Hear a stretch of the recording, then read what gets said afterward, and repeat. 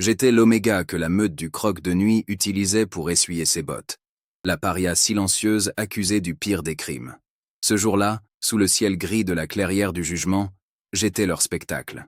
Les menottes en argent purifié me cisaillaient les poignets, envoyant des vagues de feu le long de mes bras, une douleur conçue pour nous rappeler notre place. Autour de moi, les grognements de ma propre meute formaient une marée haineuse. Ils hurlaient pour mon sang, convaincus que j'avais tenté d'empoisonner l'héritier de l'Alpha, une accusation si absurde qu'elle en devenait surréaliste. Mais la vérité n'avait aucune importance. J'étais né Oméga, la plus basse des basses, et dans notre hiérarchie brutale, cela faisait de moi une coupable idéale. Il ne se doutait pas que la déesse de la lune, dans son ironie cruelle, avait choisi ce moment précis pour bouleverser l'équilibre du monde. L'Alpha Ronan, mon bourreau, se tenait sur l'estrade, savourant chaque seconde de mon humiliation. À ses côtés, Morgane, sa future Luna, me fusillait d'un regard triomphant. C'était elle, la source de mon malheur. Jalouse d'une attention que je n'avais jamais cherchée, elle avait orchestré cette mascarade.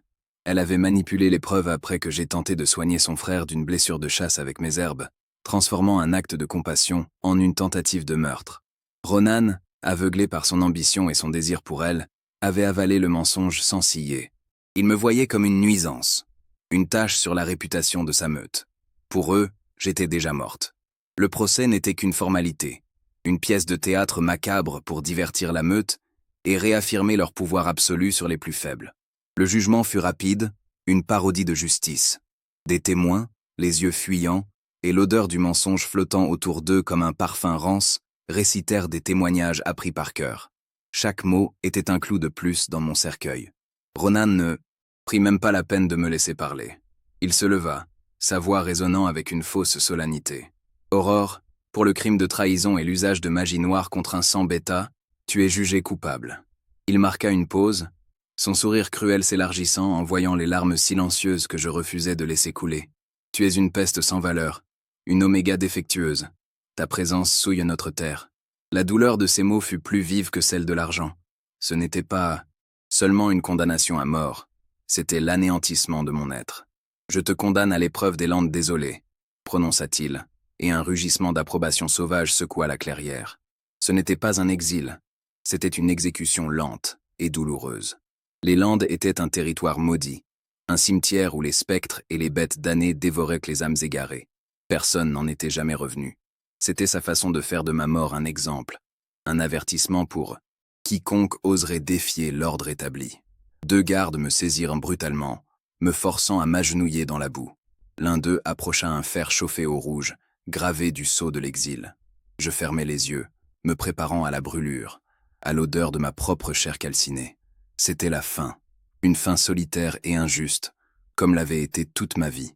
C'est alors qu'une odeur traversa le mur de puanteur de la haine et de la peur. Une fragrance si puissante, si enivrante, qu'elle fit taire la douleur dans mes veines. Elle sentait la forêt après une pluie d'orage, le pin frais, la terre humide et l'ozone crépitant d'un éclair. C'était une odeur de pouvoir absolu, de domination primale, mais aussi de sécurité. Mon instinct, cette partie de moi que je croyais morte et enterrée, se dressa d'un seul coup, hurlant un mot que je n'avais jamais osé espérer. Compagnon. Prise de panique, j'ouvris les yeux, cherchant frénétiquement la source de ce parfum qui appelait mon âme. Mon regard balaya la foule hurlante, les visages tordus par la cruauté, et ne trouva rien. La sensation était si forte qu'elle en était presque physique, une corde invisible me tirant vers une direction précise. Mon attention fut attirée par la section réservée aux invités des meutes étrangères, un endroit que j'avais à peine remarqué. Là, dans l'ombre, se tenait une silhouette. Un homme, encapuchonné, dont le visage était masqué par les ténèbres. Mais je n'avais pas besoin de le voir. Je le sentais. Son aura était une chape de plomb sur toute la clairière, une pression si intense qu'elle semblait aspirer l'air des poumons. Il était parfaitement immobile, un prédateur au milieu d'un troupeau de moutons bruyants, et son silence était plus menaçant que tous les grognements de la meute réunie. Je sentis son regard se poser sur moi, et ce fut comme si le soleil perçait les nuages pour me brûler la peau. Une connexion fulgurante, intime et terrifiante s'établit entre nous à travers la distance. Il me voyait, vraiment. Alors que le fer incandescent n'était plus qu'à quelques centimètres de mon épaule, Un grognement fit trembler le sol sous mes pieds. Le son était si profond, si saturé d'une autorité ancestrale, que le silence tomba instantanément. Chaque loup, de l'alpha au plus jeune des chiots, se figea, le poil hérissé par une peur instinctive. Le son ne venait pas de Ronan, qui semblait aussi stupéfait que les autres. Lentement, la silhouette encapuchonnée se redressa de toute sa hauteur et laissa tomber sa cape. Le souffle resta coincé dans ma gorge. Il était colossal, plus grand et plus large que n'importe quel alpha que j'avais jamais vu. Des cicatrices anciennes marquaient sa peau tannée, et sur sa poitrine, gravé dans sa chair, se trouvait un blason royal que les légendes seules décrivaient. Les anciens de la meute tombèrent à genoux, le visage blême de terreur. C'était lui, le roi des alphas, Théodore. Il ignora complètement Ronan, dont le visage passait de l'arrogance à la panique la plus abjecte. Ses yeux, d'un or en fusion qui semblait contenir une galaxie en feu, étaient rivés sur moi. Il s'avança, chaque pas faisant reculer la foule comme la mer devant un dieu. Le monde se réduisit à cet espace entre nous. L'odeur de pluie et de puissance m'enveloppa, chassant le froid de la peur, remplaçant la douleur par une chaleur étrange et possessive. Il s'arrêta juste devant moi, son ombre immense me protégeant du regard haineux de la meute. Il se pencha et, d'une main étonnamment douce, me releva le menton, me forçant à le regarder. Son contact envoya une décharge électrique à travers tout mon être, une vague d'appartenance si intense qu'elle me coupa le souffle. Le lien des compagnons destinés s'enflamma entre nous, non pas comme une étincelle, mais comme une supernova. Il était le roi le plus craint de notre histoire, et il me regardait comme si j'étais son trésor le plus précieux. Sa voix, un rugissement qui semblait faire trembler, les montagnes elles-mêmes, résonnaient encore dans la clairière silencieuse. Moi, je vois ma reine. Un silence de mort s'était abattu, si profond que je pouvais entendre le sang battre dans mes oreilles. La haine de la meute s'était transformée en une stupeur collective. Leurs mâchoires pendantes et leurs yeux écarquillés, fixés sur la scène impossible qui se déroulait devant eux. Moi, Aurore, l'oméga souillé, la paria condamnée. Sa reine, c'était un blasphème, une folie. Mon esprit refusait de l'accepter, criant au piège, à une hallucination née de la douleur et de la peur. Pourtant, l'odeur de pluie et de pouvoir qui émanait de lui était la chose la plus réelle que j'ai jamais sentie. Un ancrage dans un monde qui venait de basculer. Ignorant les centaines de loups pétrifiés, Théodore fit un pas vers moi. D'un geste qui semblait presque dédaigneux, il saisit les menottes d'argent qui me dévorèrent les poignets. Il n'utilisa ni clé ni outil. Il serra simplement les poings, et avec un craquement métallique assourdissant, les maillons se brisèrent comme de la glace fragile. La douleur fulgurante de l'argent purifié disparut, remplacée instantanément par la chaleur torride de sa peau contre la mienne. Son contact n'était pas une simple pression. C'était une marque, une revendication. Une vague de chaleur pure et primale déferla en moi, réveillant chaque nerf, chaque cellule, et faisant chanter une partie de mon âme que je croyais morte depuis longtemps. Mon loup, intérieur, si longtemps silencieux, poussa un gémissement de soulagement et d'appartenance. Il me releva avec une force contrôlée, me plaçant derrière lui comme si j'étais le trésor le plus fragile du monde. Son dos large et musclé était une forteresse infranchissable entre moi et la meute qui, quelques secondes plus tôt, réclamait ma mort. Ronan, le visage livide, retrouva une once de son arrogance stupide. « Votre Majesté, c'est une oméga, une criminelle. Elle a… » Il ne put finir sa phrase. Théodore ne se retourna même pas. Un grognement, si bas et si chargé de menaces qu'il fit vibrer l'air, s'échappa de sa poitrine. Ce n'était pas un son humain. C'était le grondement d'un prédateur au sommet de la chaîne alimentaire. Un avertissement qui promettait une violence rapide et définitive. Ronan se tut instantanément, ravalant ses mots, l'odeur de sa peur devenant âcre et pathétique. Mon cœur battait une cadence effrénée contre mes côtes. C'était impossible. La déesse de la lune avait un sens de l'humour cruel et tordu. Un roi alpha, le souverain de tous les territoires, le loup le plus puissant et le plus redouté de notre histoire. Et moi, une oméga sans valeur, jugée indigne même par ma propre meute. Le gouffre entre nos deux mondes était si vaste qu'il en était vertigineux. La peur me saisit, une peur nouvelle et bien plus terrible que celle de la mort. La mort, je l'avais acceptée. Mais l'espoir était un poison.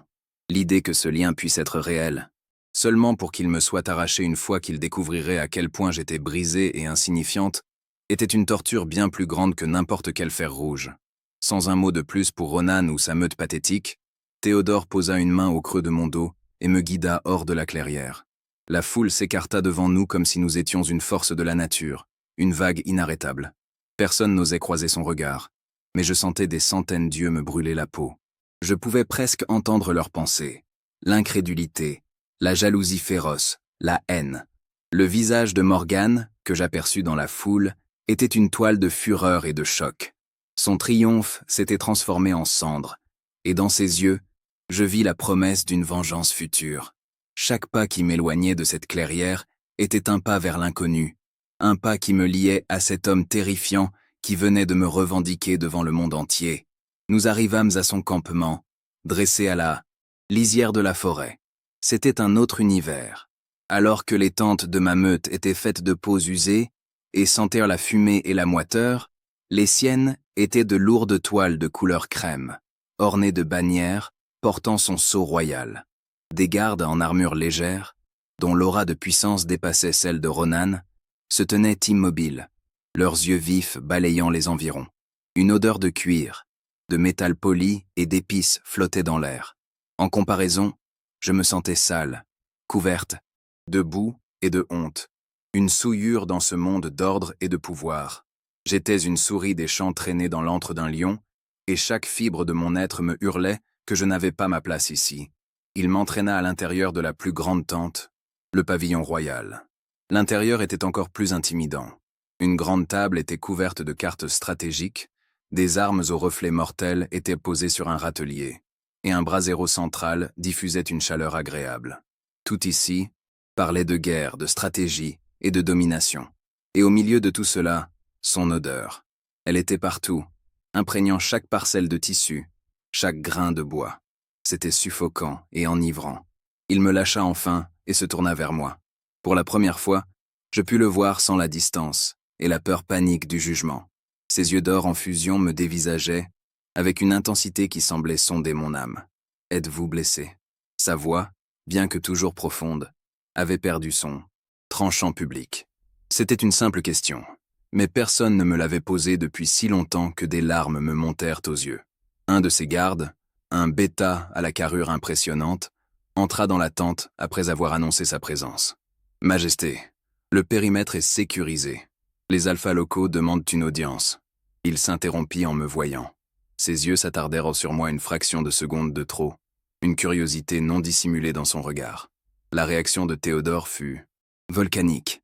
Un grondement sourd et bestial fit vibrer le sol. Ses yeux d'or prirent une lueur sauvage, presque démente, et son corps se tendit comme un ressort prêt à bondir. « Dehors !» siffla-t-il, chaque syllabe étant une promesse de mort. Le garde blêmit, s'inclina si bas que son front faillit toucher le sol, et recula hors de la tente sans demander son reste. La possessivité brute et terrifiante dans cet avertissement était si palpable que j'en eus le souffle coupé.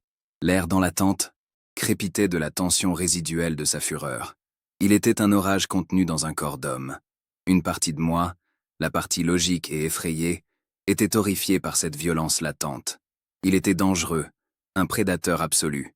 Mais une autre partie, plus profonde, plus instinctive, l'oméga en moi qui avait passé sa vie à se sentir menacé et sans protection, se sentit enveloppé d'une sécurité féroce. Pour la première fois de ma vie, quelqu'un se dressait comme un mur entre moi et le monde. Cette dualité me déchirait. La peur de sa puissance et le désir inavouable de m'y blottir.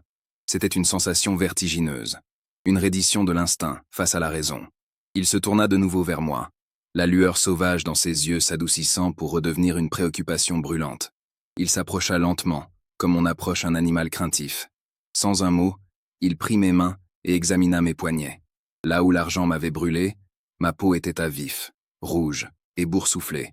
Son main non pouce effleura délicatement la blessure, et malgré la douleur, une chaleur apaisante se propagea de son contact, remontant le long de mon bras. C'était comme si son simple toucher commençait déjà à me guérir. Le lien entre nous n'était pas seulement une attraction. C'était une connexion physique, un besoin viscéral qui me donnait l'impression que nos corps essayèrent de fusionner. Il me fit asseoir sur une chaise recouverte de fourrure et sortit d'un coffre un petit pot en céramique. Jeffrey l'ouvrit, libérant une odeur mentholée et apaisante.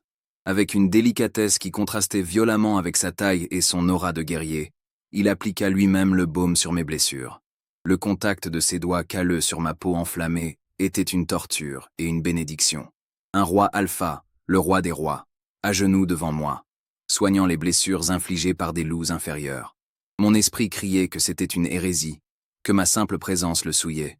Mais mon corps, traître, se détendait sous son attention, buvant sa proximité comme une terre assoiffée boit la première pluie. « Quel est votre nom » demanda-t-il, sa voix un murmure rauque qui fit vibrer quelque chose au plus profond de moi. « Aurore » répondis-je, ma propre voix à peine audible. Il la répéta, « Aurore », comme s'il testait le poids du mot sur sa langue, comme s'il contenait un secret. Il releva les yeux vers moi, son regard d'or liquide me capturant. La déesse ne commet jamais d'erreur, Aurore. J'ai senti ton appel dès l'instant où j'ai franchi les frontières de ce territoire. C'était comme une encre jetée dans mon âme, une certitude que je n'avais pas ressentie depuis des siècles. Ces mots auraient dû me rassurer, mais ils ne firent qu'augmenter ma panique. Il ne me voyait pas. Il voyait une compagne destinée, une création de la déesse. Il ne voyait pas l'oméga faible et brisé en dessous. Il se releva, mais resta près de moi, son immense présence une source de chaleur et d'effroi. Pour l'instant, j'étais en sécurité, protégé par le prédateur le plus puissant qui soit. Mais cette protection était conditionnelle, n'est-ce pas? Elle était basée sur ce lien mystique, sur une identité de reine qu'il m'avait projetée.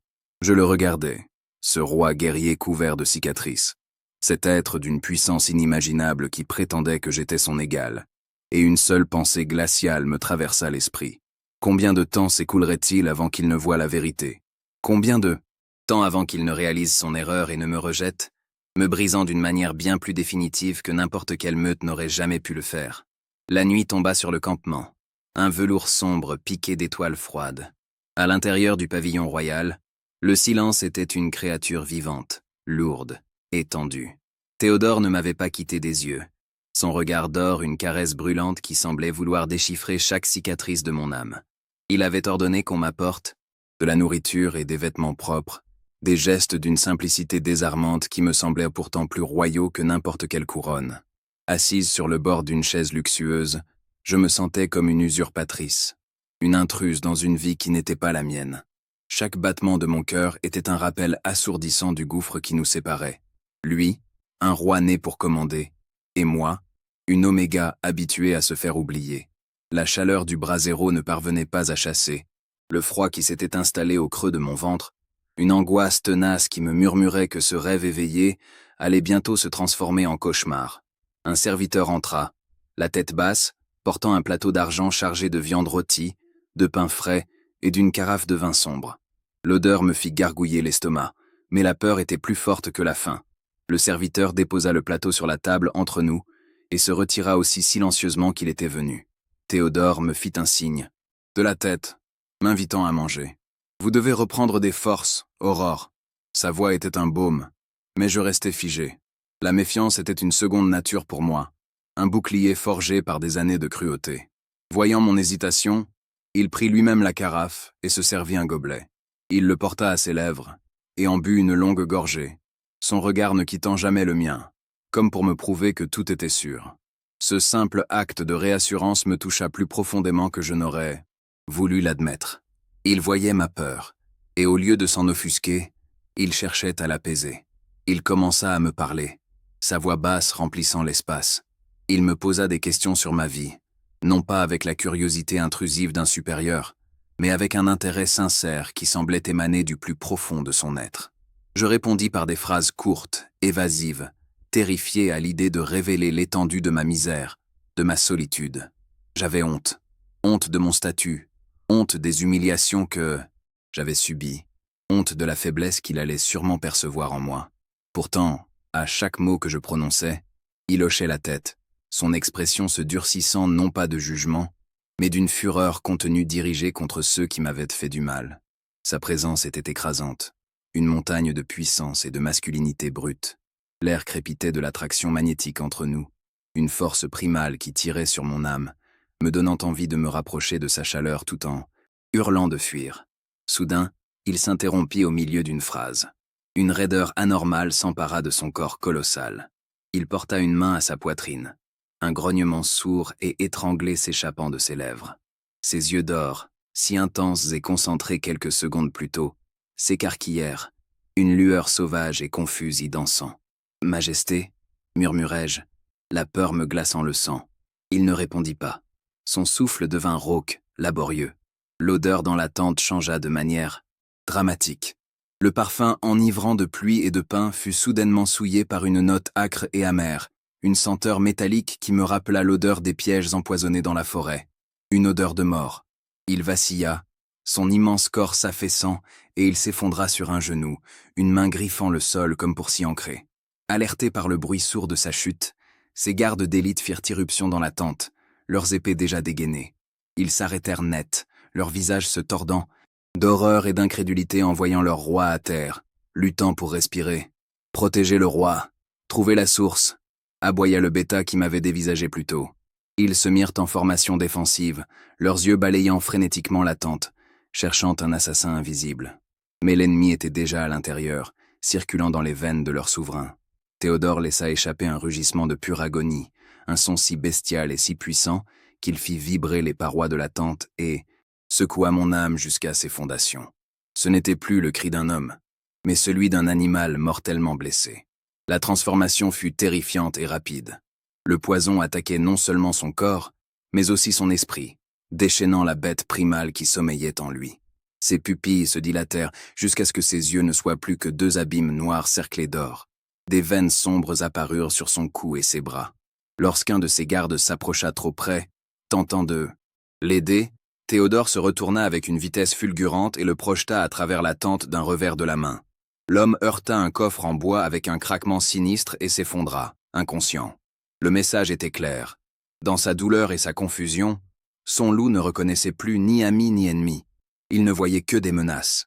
Les autres gardes reculèrent, la peur se mêlant à leur loyauté, paralysés par la perspective de devoir combattre leur propre alpha. Mon esprit tournait à toute vitesse, les pièces du puzzle s'assemblant avec une clarté effroyable. Le vin, le serviteur au visage anonyme, l'odeur amère. C'était de l'aconite Tulu, la pire des toxines pour notre espèce. L'ironie était si cruelle qu'elle aurait pu être comique dans d'autres circonstances.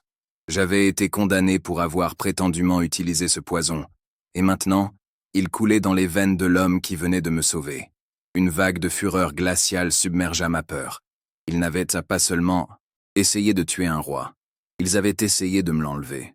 La pensée était si possessive, si instinctive, qu'elle me surprit moi-même. En cet instant, il n'était plus le roi Alpha. Il était à moi, et je refusais de le laisser mourir. « Écartez-vous !» Ma voix, étonnamment ferme, coupa à travers la tension. Les gardes se tournèrent vers moi, leur visage un mélange de méfiance et de désespoir. « C'est de l'aconite », expliquai-je rapidement, mon esprit déjà en train de fouiller dans mes connaissances des herbes. « Vous ne pouvez rien faire. Votre odeur de loup ne fait qu'aggraver sa paranoïa. Sortez, tous. » Le bêta, Kael, hésita, son regard allant de son roi agonisant à moi, l'oméga étrangère. « Et qui êtes-vous pour donner des ordres ?» grogna-t-il, bien que sa voix manquât de conviction. « Je suis la seule qui puisse le sauver, » rétorquai-je, mon regard le défiant de me contredire. La certitude dans ma voix, ou peut-être le lien qu'il sentait émaner de moi vers son alpha, le fit finalement céder. Il ordonna à ses hommes de sortir, mais resta sur le seuil, une sentinelle inquiète. Je m'approchai lentement de Théodore, le cœur battant à tout rompre. Il était recroquevillé sur le sol, son corps secoué de spasmes violents. Un grondement profond et menaçant s'éleva de sa poitrine, alors que je pénétrais dans son espace. Ses yeux noirs et déments se fixèrent sur moi, et je vis la promesse d'une mort rapide dans leur abîme. Il ne me reconnaissait pas, pour la bête. Déchaîné par le poison, j'étais juste une autre menace. Mon instinct de survie hurlait de fuir, de me mettre à l'abri de ce prédateur enragé. Mais le lien, cette corde invisible et incassable qui nous unissait, me maintenait sur place. Il souffrait, et mon loup intérieur pleurait pour lui, ressentant une fraction de son agonie comme si c'était la mienne. Je ne reculais pas. Au lieu de cela, Je m'agenouillai à une distance respectueuse, exposant ma gorge dans un geste instinctif de soumission que je n'avais jamais fait pour personne. « Théodore », murmurai-je, ma voix douce mais claire. « C'est moi, c'est Aurore. Je ne te ferai pas de mal. Laisse-moi t'aider. » Je me concentrai de toutes mes forces sur le lien, lui envoyant des vagues de calme, de sécurité, d'appartenance. Je lui laissai sentir mon odeur, celle de la bruyère sauvage et de la terre fraîche, l'odeur de sa compagne. Lentement, très lentement, je tendis la main vers lui, paume ouverte et non menaçante. Le grondement dans sa poitrine faiblit, remplacé par un gémissement plaintif. La bête était toujours là, mais l'homme, son âme, se battait pour refaire surface, attiré par la lueur d'espoir que je lui offrais. Une lueur de reconnaissance vacilla dans ses yeux. Il me laissa toucher sa joue. Sa peau était brûlante, moite de sueur. Le contact fut comme une décharge électrique. Le lien entre nous s'embrasait. Une connexion physique si intense qu'elle me coupa le souffle. La chaleur de sa fièvre se mêlait à celle, plus profonde, de l'attraction primale qui nous consumait. C'était une force de la nature, une certitude gravée dans nos âmes. Nous nous appartenions. Il pencha la tête dans ma main, un geste de confiance si total qu'il me fit monter les larmes aux yeux. Le grand roi Alpha, le guerrier le plus redouté du continent, était à ma merci, vulnérable et brisé, et il me confiait sa vie sans la moindre hésitation. « J'ai besoin d'herbe », dis-je à Kael, qui observait la scène, abasourdi. Dans les quartiers des Omégas de la meute du Croc de Nuit, il y a une petite hutte à l'écart. Sous une planche du plancher, il y a une sacoche en cuir. Apportez-la-moi. Maintenant, je décrivis les plantes dont j'avais besoin. La racine de spectrale pour neutraliser le poison, les feuilles de saule d'argent pour faire baisser la fièvre, et la fleur de lune pour apaiser le loup. Il n'y avait pas de temps à perdre. Sans un mot, Kael tourna les talons et disparut dans la nuit, sa vitesse surnaturelle. Pour la première fois de ma vie, un bêta puissant obéissait à mon ordre sans discuter. Mais ce n'était pas un triomphe. C'était une course contre la mort. Je me glissai plus près de Théodore, le soutenant, le laissant reposer sa tête lourde sur mes genoux. Je lui caressai les cheveux, trempés de sueur, murmurant des mots apaisants, des promesses que je ne savais même pas si je pouvais tenir. Je lui parlais de la forêt, du silence de la neige en hiver, de la sensation du soleil sur la peau, après une longue pluie. Je lui offrais des fragments de mon monde intérieur, les seules choses de valeur que je possédais. Il était le roi, le prédateur suprême, mais en cet instant, recroquevillé dans mes bras, il n'était que mon compagnon, mon loup, l'autre moitié de mon âme. Et je réalisais avec une certitude vertigineuse que je le protégerais avec la férocité d'une louve défendant ses petits, que je brûlerais le monde entier pour le garder en vie. Kael revint en un éclair, la sacoche en cuir usé, dans ses mains. Il me la tendit avec un respect nouveau dans les yeux. Je l'ouvris, et l'odeur familière de mes herbes séchées me rassura. Avec des gestes précis, appris dans le secret et le silence pendant des années, je préparai le remède. Je broyai la racine de spectrale avec une pierre, mélangeant la poudre à de l'eau pour en faire une pâte épaisse. C'était un antidote puissant, mais dangereux s'il était mal dosé. Le destin avait un sens de l'humour macabre. La connaissance même qui m'avait presque fait condamner à mort était maintenant le seul espoir de salut pour le roi. Je soulevai délicatement la tête de Théodore, nos visages à quelques centimètres l'un de l'autre.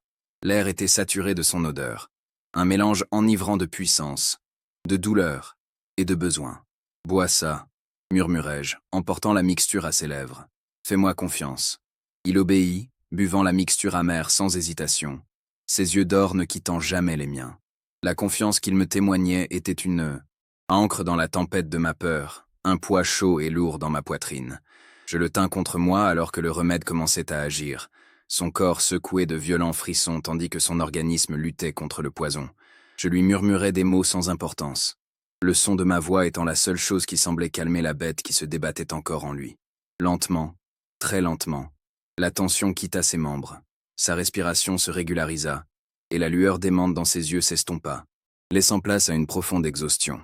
Il s'endormit dans mes bras, son immense corps abandonné contre le mien, et pour la première fois, le silence de la tente ne fut plus menaçant, mais rempli d'une intimité fragile et précieuse. Je l'avais sauvé. L'Oméga sans valeur venait de sauver le roi des Alphas.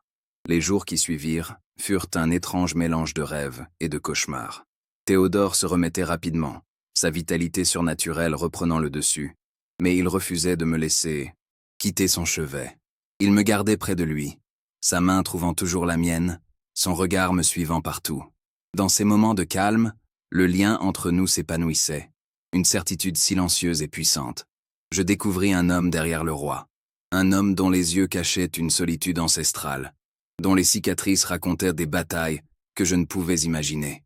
Il était possessif, grognant à voix basse si un garde me regardait trop longtemps. Et pourtant, avec moi, il était d'une douceur désarmante. Cette paix, cependant, était une bulle fragile, et je savais que le monde extérieur, avec ses complots et sa haine, attendait de la faire éclater. La nouvelle de la tentative d'assassinat se répandit comme une traînée de poudre. Bientôt, notre campement isolé devint le centre du monde des loups. Des alphas de tout le continent arrivèrent, leurs bannières flottant au vent, leurs visages graves et leurs auras chargées de suspicion. Ils venaient présenter leur respect et, surtout, jauger la situation. Le retour à la civilisation fut un choc brutal. Je passai du statut de sauveuse dans l'intimité de sa tente à celui de curiosité monstrueuse aux yeux de tous. Leurs regards me déshabillaient, me jugeaient. Je n'étais pas une Luna de haute lignée. J'étais l'Oméga, la paria. La rumeur, insidieuse et venimeuse, avait déjà fait son œuvre. On ne chuchotait pas que j'avais sauvé le roi. On chuchotait que le roi avait été empoisonné en ma seule compagnie. Ronan et Morgan furent les premiers à exploiter cette fissure. Ils ne furent pas emprisonnés. Pas encore. La politique était une bête plus complexe que la justice brute. Ils demandèrent une audience formelle devant le Conseil des Alphas, se présentant non pas comme des coupables, mais comme des accusateurs. Leur audace était stupéfiante. Debout devant Théodore, qui trônait sur un siège improvisé, son visage une expression de fureur glaciale, ils tissèrent leur toile de mensonges. Ronan, le visage empreint d'une fausse gravité, déclara qu'il avait exilé Aurore pour protéger sa meute de sa nature sauvage et de sa proclivité pour les arts sombres. Il affirmait que mon procès initial n'était pas une injustice mais une prémonition. Il avait vu le mal en moi. Et maintenant, ce mal avait failli coûter la vie à leur roi. Le mot qu'ils utilisèrent le plus souvent était féral. Ils me décrivaient comme une créature des bois, une oméga défectueuse dont les instincts primaires avaient séduit et presque détruit le plus grand d'entre nous. Morgane, les larmes aux yeux, jouait son rôle à la perfection. Elle racontait comment j'avais toujours été une ombre envieuse, comment j'avais rôdé autour de sa famille avec mes herbes étranges, comment j'avais finalement réussi à m'insinuer dans les bonnes grâces du roi par une sorcellerie inconnue. Elle n'est pas sa compagne, sanglotait-elle, sa voix portant jusqu'aux oreilles des alphas assemblés. Elle est sa malédiction, une traîtresse, qui a utilisé le lien sacré pour frapper au cœur de notre nation. La performance était si convaincante que je vis le doute s'installer sur certains visages. Chaque jour, la pression montait. Les moments de paix avec Théodore devenaient plus rares, volés entre deux réunions tendues. Je me sentais comme un animal en cage, les murs de la politique se refermant sur moi. Les serviteurs m'évitaient, les gardes me regardaient avec méfiance. J'étais une anomalie, une pièce qui ne rentrait pas dans le puzzle de leur monde hiérarchisé. Une oméga ne pouvait pas devenir reine. C'était une violation de l'ordre naturel, une hérésie. Et si cette oméga était en plus accusée de tentative de régicide, cela devenait une vérité commode pour tous ceux qui craignaient le pouvoir absolu de Théodore et cherchaient une faille dans son armure. J'étais cette faille. La peur commença à me ronger de l'intérieur, une peur plus froide et plus profonde que celle que j'avais ressentie lors de mon jugement. Avant, je n'avais que ma propre vie à perdre. Maintenant, je risquais de détruire la sienne. Je voyais la frustration dans ses yeux, la fureur qu'il devait contenir pour ne pas massacrer ses accusateurs sur place. Il se battait sur un champ de bataille politique où sa force brute ne servait à rien. Chaque mot qu'il prononçait pour me défendre était perçu comme l'aveuglement d'un homme ensorcelé par sa compagne. Ma présence à ses côtés ne le renforçait pas. Elle l'affaiblissait, le rendant vulnérable aux attaques de ses rivaux. Un soir, alors qu'il revenait d'une réunion particulièrement houleuse du conseil, l'odeur de sa frustration emplissait la tente. Il ne dit rien, mais vint se placer derrière moi et enroula ses bras autour de ma taille, posant son menton sur mon épaule. Il inhala mon parfum comme s'il était la seule chose qui pouvait le calmer. « Ils veulent un procès public, dit-il enfin, sa voix un grondement sourd contre ma peau. Un jugement devant tous les alphas et leurs meutes. Ils Veulent te mettre sur le banc des accusés. Mon cœur se serra. C'était leur piège. Une répétition de mon premier jugement, mais cette fois sur une scène beaucoup plus grande, avec des enjeux infiniment plus élevés. Ils ne cherchaient pas seulement à me condamner. Ils voulaient l'humilier publiquement en prouvant qu'il avait choisi une criminelle pour reine. Cette nuit-là, je ne dormis pas. Je le regardais dormir. Son visage habituellement si dur et impénétrable, adouci par le sommeil. Une douleur aiguë me transperça. L'aimer, c'était le mettre en danger. Rester, c'était lui offrir une cible.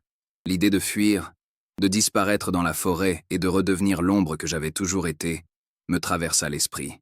Ce serait un sacrifice. Le déchirement du lien nous ferait souffrir tous les deux, mais il survivrait. Son royaume serait en sécurité. C'était la seule chose logique à faire, la seule chose altruiste. Je me levai doucement, mes pieds nus ne faisant aucun bruit sur les tapis. Je pris une simple cape, mon cœur se brisant à chaque pas qui m'éloignait de lui, alors que ma main se posait sur le rabat de la tente. Sa voix, basse et dangereuse, me cloua sur place. N'y pense même pas. Je me retournai lentement.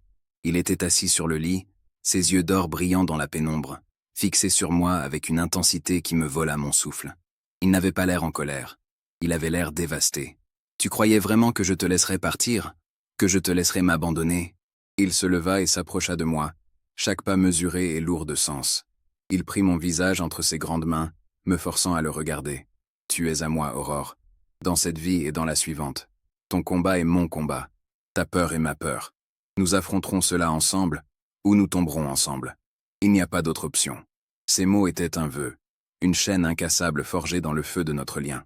La peur ne disparut pas, mais elle fut rejointe par une nouvelle émotion, une détermination farouche. Je n'étais plus seul. Je n'étais plus l'Oméga sans défense. J'étais sa compagne, sa reine. Et je refusais de laisser des menteurs et des tyrans nous détruire. Je levai le menton, rencontrant son regard. « Alors, laissons-les avoir leur procès, » dis-je, ma voix plus forte que je ne l'aurais cru possible. Laissons-les étaler leurs mensonges devant le monde entier. Cette fois, je ne serai pas silencieuse. Cette fois, ils découvriront ce que c'est que de provoquer la colère. Non seulement d'un roi, mais aussi de sa reine. Le Conseil des Alphas, mené par les alliés de Ronan, décréta que le jugement aurait lieu dans 3 jours, lors de la pleine lune, dans l'ancienne clairière du serment. C'était un lieu sacré, un endroit où les rois étaient couronnés et les traités signés. En choisissant ce lieu, ils transformaient mon procès en un événement historique, un spectacle pour toute l'émeute. Ils voulaient une humiliation totale et inoubliable. Chaque détail était conçu pour me briser. On me signifia que je devrais me présenter sans les insignes de la protection du roi, vêtu de la simple tunique d'une Oméga, pour que le jugement soit impartial. C'était une façon de me dépouiller de mon nouveau statut avant même que le procès ne commence. Théodore entra dans une rage noire en apprenant ces conditions. Il déchira le parchemin officiel et jura de réduire le conseil en cendres. Mais je posai une main sur son bras, sentant les muscles tendus comme des cordes d'acier sous sa peau. « Non, » dis-je calmement. « Acceptons. Laissons-les croire qu'ils ont gagné. Laissons-les me sous-estimer. Ils ont oublié quelque chose d'important. Une Oméga passe sa vie à observer, à écouter dans l'ombre. Elle connaît tous les secrets, toutes les faiblesses. Ils pensent me jeter dans une arène, mais ils ne réalisent pas que je connais le plan de la cage mieux qu'eux. » Un sourire féroce étira les lèvres de Théodore. La peur dans ses yeux fut remplacée par une fierté, brûlante. Les 2 jours suivants furent consacrés à une préparation silencieuse et intense. Tandis que nos ennemis rassemblaient leurs faux témoins et peaufinaient leurs mensonges, Théodore et moi travaillions dans l'ombre. Il utilisa son réseau d'espions pour enquêter sur chaque alpha du conseil, cherchant des leviers, des dettes, des crimes cachés. De mon côté, je fis appel à Kael, son fidèle bêta, qui me regardait désormais avec un respect sans faille. Je lui demandai de me trouver des informations sur le serviteur qui avait apporté le vin empoisonné, sur les fournisseurs de la meute du croc de nuit, sur les déplacements de Morgane dans les semaines précédant l'attentat. Nous n'allions pas seulement nous défendre, nous allions contre-attaquer. Le piège qu'ils avaient si soigneusement préparé pour moi allait se refermer sur eux. Le jour du jugement arriva avec l'aube, un matin froid et gris qui semblait suinter le désespoir. La clairière du serment était noire de monde. Centaines, peut-être des milliers de loups de toutes les meutes s'étaient rassemblés, leurs yeux curieux et cruels fixés sur le cercle de jugement vide au centre. Quand je suis arrivé, escorté par 2 gardes de Théodore, vêtus de la simple tunique de lin beige d'une Oméga, un murmure parcourut la foule. C'était un mélange de pitié, de mépris et de satisfaction. Ils voyaient ce qu'ils voulaient voir. La paria, la souillure, ramenée à sa place. Ils ne voyaient pas le feu qui brûlait dans mes veines, alimenté par la certitude silencieuse du lien qui me reliait à l'homme assis sur le trône de pierre, dont le visage était un masque de fureur contenue. Ronan monta sur l'estrade, savourant son moment de gloire. Sa voix, amplifiée par l'acoustique naturelle de la clairière, résonna avec une fausse solennité. Il parla de tradition, de loi, de la nécessité de protéger la pureté de notre espèce contre les influences corruptrices. Il me désigna du doigt, son regard plein d'un dégoût théâtral. « Cet Oméga, clama-t-il, a utilisé sa nature anormale et ses connaissances impies pour s'insinuer dans la confiance de notre roi. Elle n'est pas une compagne, mais une sorcière qui a failli nous coûter notre souverain. Elle a utilisé le poison, l'arme des faibles et des traîtres, et pour cela, elle doit payer le prix ultime. » Chaque mot était un mensonge soigneusement ciselé, conçu pour attiser la peur et la haine de la foule. Puis ce fut le tour de Morgane. Elle s'avança, le visage, baigné de larmes, une image de vertu outragée. Sa performance était magistrale. Elle décrivit avec des détails poignants comment elle m'avait surprise, rôdant, près des quartiers de son frère, avec mes potions. Elle raconta comment j'avais toujours été une ombre jalouse et amère, et comment, dans un acte de désespoir ultime pour attirer l'attention, j'avais commis l'impensable. « Je vous le jure devant la déesse », sanglota-t-elle, sa voix se brisant avec une fausse émotion. « J'ai vu la noirceur dans son âme. Elle a séduit notre roi avec la même magie qu'elle a utilisée pour essayer de tuer ma famille. » Les murmures de la foule se transformèrent en grognements d'indignation. Ils la croyaient. Ils voulaient la croire. Pendant qu'ils déversaient leur venin, je restais silencieuse. Mais je n'étais pas inactive. Je les observais. Je respirais leurs mensonges. L'odeur de Ronan était celle de l'arrogance teintée d'une peur panique.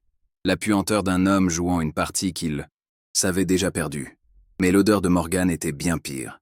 C'était une fragrance complexe de jalousie rance, d'ambition pourrie, et sous tout cela, une note chimique, faible mais persistante, d'aconite. La même odeur qui s'était accrochée à la carafe de vin. Je sentais la présence de Théodore comme un brasier dans mon dos, un rappel constant que je n'étais plus seul. Son calme était une ancre, sa fureur une promesse. Il me faisait confiance, et je n'allais pas le décevoir. Ronan appela son témoin clé, le serviteur qui avait apporté le vin. L'homme, un jeune bêta aux yeux fuyants, tremblait de tous ses membres. Poussé par Ronan, il récita son histoire apprise par cœur, expliquant comment j'étais venu le voir en secret, lui remettant un petit flacon en verre et le menaçant pour qu'il le verse dans la coupe du roi. C'était le coup de grâce, la preuve irréfutable.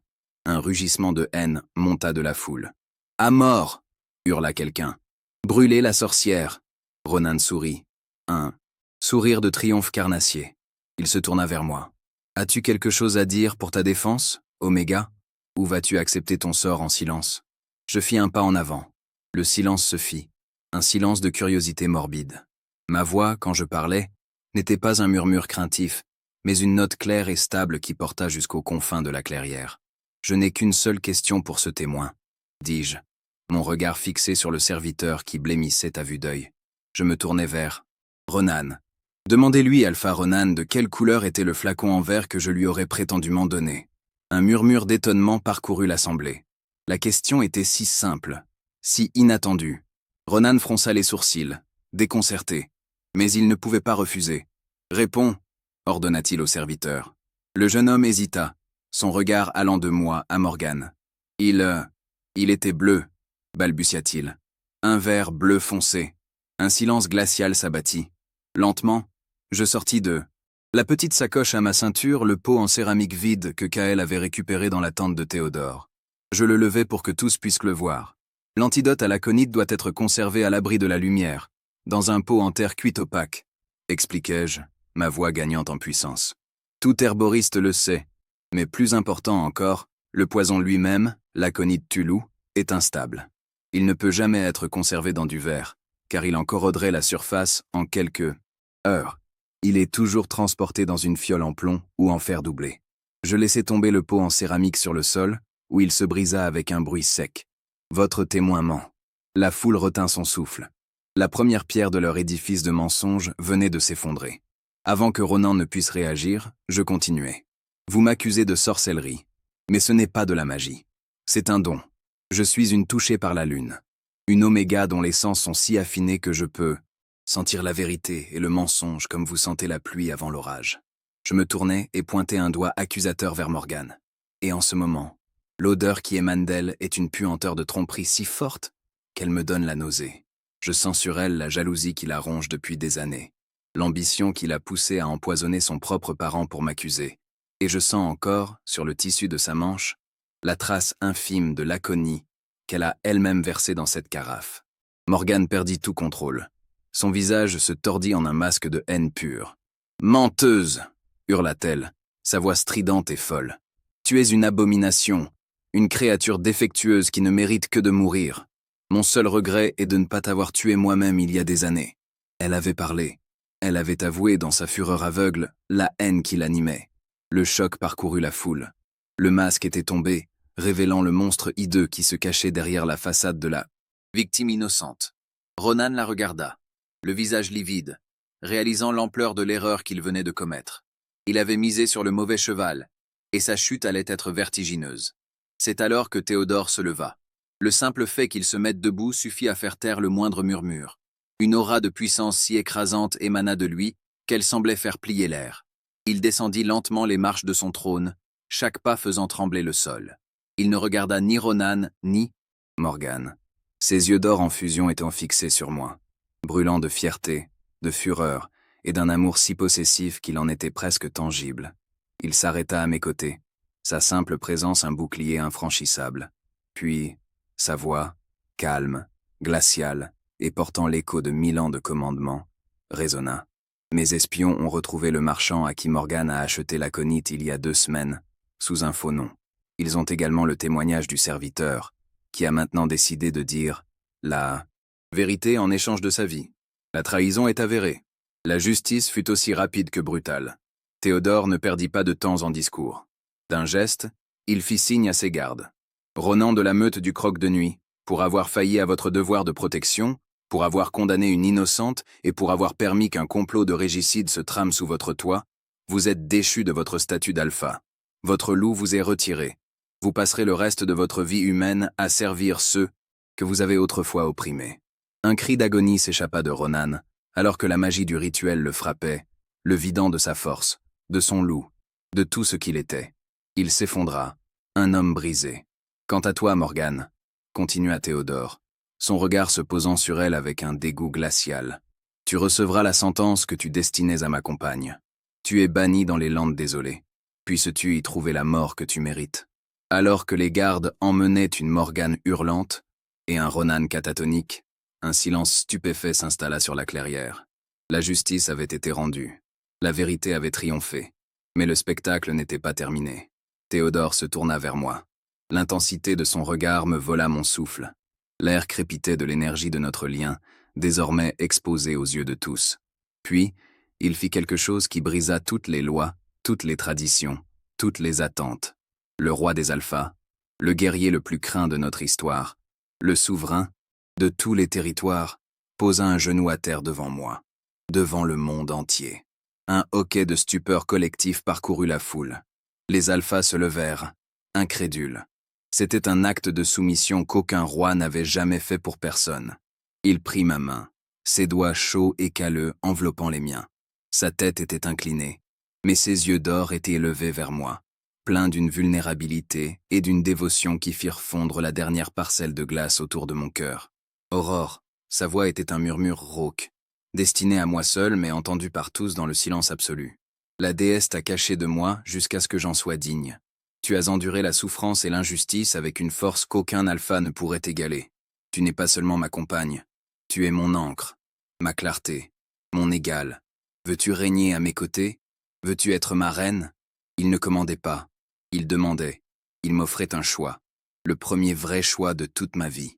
Des larmes coulèrent sur mes joues, mais pour la première fois, c'étaient des larmes de joie, de soulagement, d'une reconnaissance si profonde qu'elle me guérissait de l'intérieur.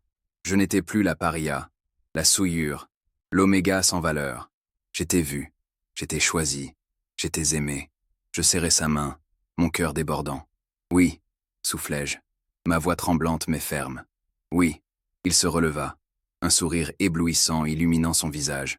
Il plaça un baiser sur le dos de ma main, un geste de respect, qui scella notre pacte. Et alors que je me tenais à ses côtés, sa main dans la mienne, un rugissement monta de la foule. Ce n'était plus un rugissement de haine, mais un tonnerre d'acclamation. Longue vie à la reine! Longue vie à la reine Aurore! Le son se répercuta sur les montagnes, annonçant la naissance d'une nouvelle ère, l'ère où une oméga était montée sur le trône. Le rugissement de la foule, scandant mon nom, était une vague assourdissante qui lavait des années de silence et de mépris. Théodore se releva, sa main toujours dans la mienne, un roc solide dans la tempête de mes émotions. Le moment de vulnérabilité était passé. Le roi était de retour, et le feu de la justice brûlait dans ses yeux d'or. Il se tourna vers la meute du croc de nuit, qui était passé de la haine à la terreur en l'espace d'un battement de cœur. Sa voix, cette fois, n'était plus un murmure pour moi, mais un commandement de glace qui fit trembler la terre. Vous avez été témoin, non pas d'un procès, mais d'une tentative d'assassinat sur votre reine. Il marqua une pause, laissant le poids de ses mots s'installer. Ronan, ton loup t'est retiré. Tu vivras le reste de tes jours comme un humain, servant dans les cuisines que tu dirigeais autrefois. Un rappel quotidien de ton échec. Quant à Morgane, elle recevra la sentence qu'elle destinait à une innocente. Les landes désolées l'attendent. Que les spectres jugent son âme empoisonnée. Il n'y eut aucune pitié dans sa voix, seulement la finalité froide et absolue de la loi. Alors que les gardes royaux emmenaient un Ronan hurlant d'agonie et une Morgane crachant des menaces vaines, un silence profond s'abattit sur la clairière. Puis, comme une seule entité, chaque membre de la meute du croc de nuit, de l'alpha le plus fier au plus jeune des chiots, s'inclina. Pas une simple inclination de tête, mais une prosternation complète, le front contre la terre. Le bruit sourd de milliers de corps s'agenouillant dans la boue fut là, plus douce des musiques à mes oreilles. C'était la reddition totale, la reconnaissance de leur erreur monumentale. Je pouvais sentir le changement dans l'air, une transformation presque chimique. L'odeur âcre de la haine avait été remplacée par celle, plus nette, de la peur et d'un respect naissant. Ils ne me voyaient plus comme l'oméga, la souillure. Ils voyaient la compagne du roi, leur reine, une force de la nature qu'ils avaient stupidement essayé de détruire. Théodore me regarda, un accord, silencieux passant entre nous. Il était temps de poser la première pierre de notre règne. Je fis un pas en avant, et même ce petit mouvement fit reculer instinctivement ceux qui étaient les plus proches. Ma voix, quand je parlais, n'était plus le murmure d'une oméga. Elle était claire, forte, et portait l'autorité que le lien avec lui m'avait conférée. « Relevez-vous » ordonnai-je. Ils obéirent avec une lenteur hésitante, leurs yeux n'osant pas croiser les miens. À partir de ce jour, le statut d'Oméga ne sera plus une marque de honte, mais un titre d'honneur. Leurs dons, qu'il s'agisse de guérison, d'empathie ou de perception, seront cultivés et respectés. Toute agression, toute humiliation envers un Oméga sera considérée comme une trahison envers la couronne. Le temps des ombres est terminé. C'était ma première loi, forgée dans le feu de ma propre souffrance. Une promesse que personne ne subirait plus jamais ce que j'avais enduré. Mon regard se porta sur les quartiers misérables de la meute, là où se trouvait encore ma hutte délabrée, la prison de ma solitude. Cette hutte, dis-je, ma voix résonnant dans la clairière, ne sera pas détruite. Elle sera reconstruite. Elle deviendra une maison de guérison, un sanctuaire ouvert à tous ceux qui ont été brisés, négligés ou réduits au silence. Elle ne sera plus un symbole d'oppression, mais un phare d'espoir. C'était un acte symbolique, mais puissant. Nous n'allions pas effacer le passé, nous allions le transformer, en tirer des leçons pour bâtir un avenir plus juste. Je sentis la main de Théodore se resserrer sur la mienne. Un geste d'approbation et de fierté qui me donna la force de continuer. Main dans la main, nous avons quitté la clairière du serment, traversant une mer de loups inclinés. La peur était toujours présente dans leur odeur, mais elle était désormais tempérée par quelque chose de nouveau, l'espoir. Ils comprenaient que leur monde venait de basculer, que les anciennes règles cruelles avaient été brisées.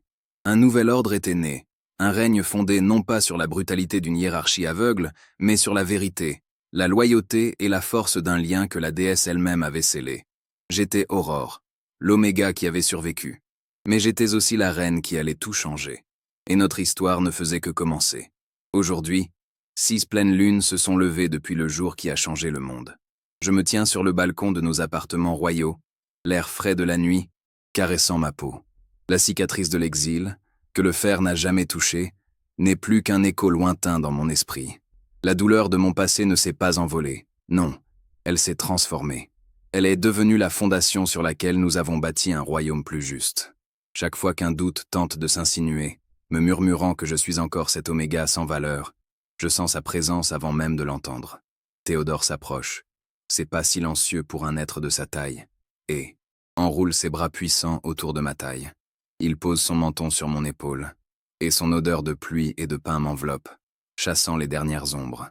Il n'a pas besoin de parler. Son simple contact me rappelle qui je suis maintenant. Pas seulement sa compagne, mais son égale. La reine qui a donné une voix à ceux qui n'en avaient pas. Notre règne n'est pas fait de conquêtes et de guerres, mais de guérison. Les lois que nous avons édictées protégeant les plus faibles. Et les Omégas, autrefois traités comme des serviteurs, sont désormais reconnus comme les cœurs empathiques de nos meutes, leurs dons de perception et de soins célébrés. La hutte, où j'ai grandi dans la solitude, est devenue le premier d'une longue série de sanctuaires, des lieux où les âmes brisées peuvent trouver refuge et reprendre des forces. Théodore me serre un peu plus fort, son souffle chaud dans mon cou. « Tu as apporté la paix, mon Aurore », murmure-t-il. Je me tourne dans ses bras pour lui faire face, posant ma main sur son cœur qui bat d'un rythme lent et puissant. « Non, mon roi, nous avons apporté la paix. Ta force a brisé les chaînes, et ma douleur a montré où elles blessèrent le plus. » Il sourit, un vrai sourire qui atteint ses yeux d'or, et m'embrasse, un baiser qui n'est pas une revendication, mais une promesse d'éternité. Dans ses bras, je ne suis ni Oméga, ni reine. Je suis simplement sienne, et il est mien. C'est tout ce qui a jamais compté. Notre histoire est désormais gravée. Dans les étoiles, un conte que les anciens racontent aux plus jeunes. Maintenant que vous la connaissez, nous aimerions savoir ce que vous en avez pensé. Notez notre parcours de 1 à 10 dans les commentaires. Chaque avis nous aide à comprendre notre meute. Dites-moi, croyez-vous que le destin nous impose un chemin, ou que c'est la force de l'amour véritable qui nous donne le pouvoir de le réécrire? Si vous aussi, vous croyez au lien indéfectible des compagnons destinés, rejoignez-nous en vous, abonnant à la chaîne pour ne manquer aucune de nos histoires. Merci de nous avoir écoutés.